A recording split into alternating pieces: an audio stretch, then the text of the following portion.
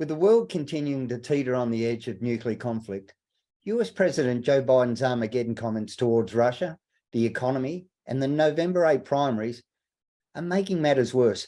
But the big shock in US politics is the former 2016 presidential candidate and Democratic representative for Hawaii, Tulsi Gabbard's decision to quit the party with what can only be called a fairly strong statement as she walked out the door. Well, joining us to discuss all of this is our North American and European correspondent, Michael A. Chabon. Morning, Michael. How are you, Michael? Well, that's quite an intro. I'm going to start with the Armageddon first, because I think Biden's got the 3 points of Armageddon. So Biden Armageddon 1 is basically Russia. You know, the G7 had their little meeting on Ukraine, and the United States has said they're going to have an unwavering commitment to support Ukraine. There's billions and billions of dollars that is going to Ukraine, which some would say it's still a corrupt, I should say, government. And where's the accountability at the best of times? So that's number one. You then look at Russia now instituting 300,000 people of conscription. Their equipment doesn't work. They're not paying their people. Desertion is all over the place. And the U.S. air-to-ground missiles that they sent are popping helicopters and stuff out of the air. So it's not really a good time to be a Russian military person. The Armageddon number 2 for Biden is basically the economy. Gas continues to go up, and he evaded the strategic petroleum reserve to levels which has never been seen in years. And guess what? With the winter coming, I should say, gas is going up. So things are not looking good. And when you start talking about crime and the economy, all these things are front and center in front of voters' minds. And when the FBI was going around to collect crime stats, guess who didn't file their crime stats? California, New York. I wonder why. I mean, just today, I should say, 3 cops were shot in Philadelphia, 2 were shot in Chicago. It's not safe to go on the New York subway anymore. There is carjackings all over the place, and basically all due to the Democrats sitting with their no cash bail. So things are going totally sideways. And the final Armageddon for good old Joe Biden is the November 8th primaries, as his approval numbers continue to descend at 37%. And everybody's starting to listen now on the stump, and they're talking economy and crime, and it's not good for the Democrats. Now, Michael, Representative Tulsi is a person in her own right. So it's really no surprise knowing that she's a woman who stands for honesty and integrity and honor. But that statement that she made going out of the door as she left, enlighten us on that. So Tulsi Gabbard, you got to understand who this person is. She's a former congressman from Hawaii. She served in the military. She's intelligent. She knows how to talk. Some would say she's a good-looking woman as well. She formally ran for the leadership of the Democratic presidential candidates to run in the election, to lead the Democratic Party. She was backed. Are you ready for this? I hope you're still seated. She was backed by Bernie Sanders, for heaven's sakes. Now, if you can't show your Democratic roots and your authentic Democratic personage, I mean, you're backed by Bernie Sanders. I mean, she stood for common sense. She showed everybody that it was common sense and cancel culture. She was pro-family and pro-American. But now she is urging independent thinkers to leave the Democratic Party. She says that the Democratic voice is an echo chamber influenced by the Clintons and the military complex. Now, you're talking about this statement. I had to paraphrase this for your viewers and listeners in Australia. This is why I'm paraphrasing, but she says, this is Tulsi Gabbard. I can no longer remain or be a part of today's Democratic Party that is under the complete control of elitist cabal of warmongers who, driven by cowardly wokeness, who divide us by racializing every issue, stoking anti-white racism, actively undermining our God-given freedoms, and hostile to people of faith. She goes on to say, it's a party who demonizes police but protects criminals at the expense of law-abiding Americans, who believe in open borders and weaponize the national security state to go after political opponents, but most importantly is dragging us ever closer to a nuclear war. She completes it by saying, I believe the government should be of the people, by the people, and for the people. Unfortunately, today, this Democratic Party is not. It stands for a government who is, of, and by, and for powerful elitists. I urge my fellow common sense, independent-minded Democrats to join me in leaving the Democratic Party, that these woke Democratic ideologues are taking this country to ruin.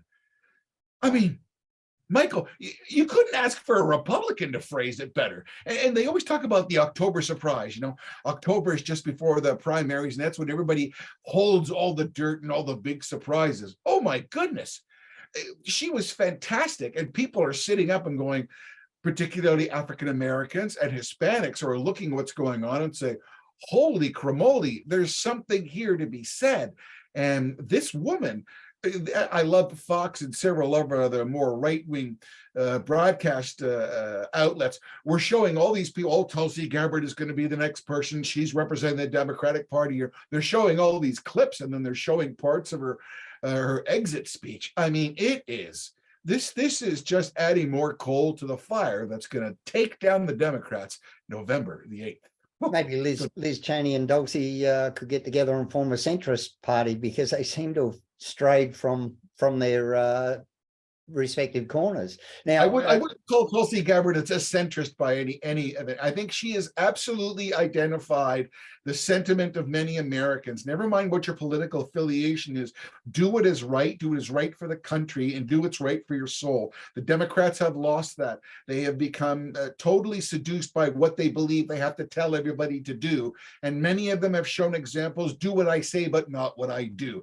And America is not standing for it. And there will be a reckoning November the 8th.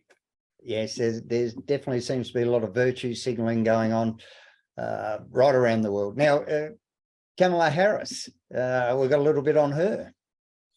So here's a perfect example of the first African-American vice president in the United States, and a person with power, second person in charge.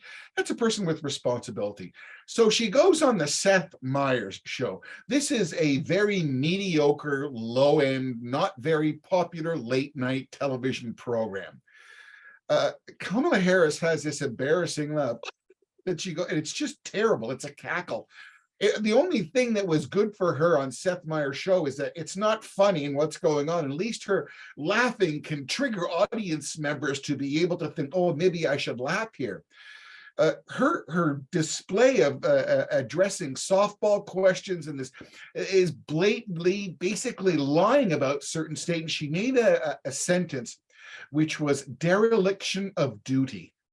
And the horrible thing was if you're talking about dereliction of duty, the Republicans are saying if they can control the House after the 8th of November, Alejandro Mayorkas, who is the Deputy Secretary of Homeland Security, has had these open borders and allowed the cartels to make $13 billion, is probably going to get charged with dereliction of duty, not to mention 75,000 Americans who died of fentanyl overdose. So they've had enough. And to listen to her say these things when she's the border czar and she's never been to the border and hasn't done anything, it's absolutely embarrassing. And it's very sad when you see so blatantly many of the liberal outlets just serving this up.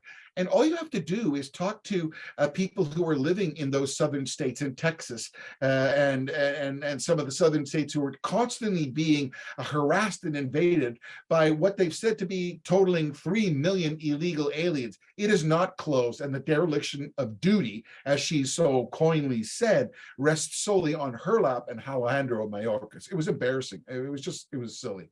Yeah, and now over to a really troubling issue. Iran is still rumbling with protests, and not just the youth.